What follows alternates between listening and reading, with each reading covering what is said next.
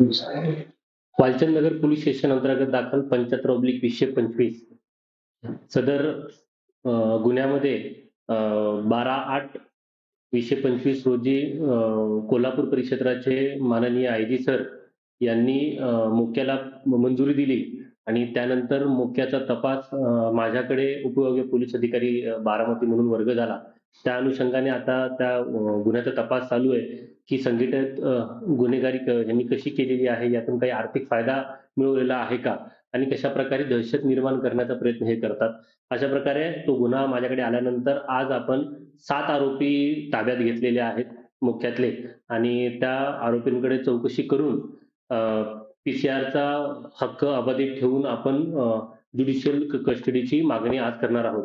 सोबतच यातले जे टोळी प्रमुख आहे, त्या टोळी प्रमुखावर एकूण 10 गुन्हे आणि इतरांवर जवळपास 2, 4, 5 असे गुन्ह्याची संख्या ह्याच्यात आहे.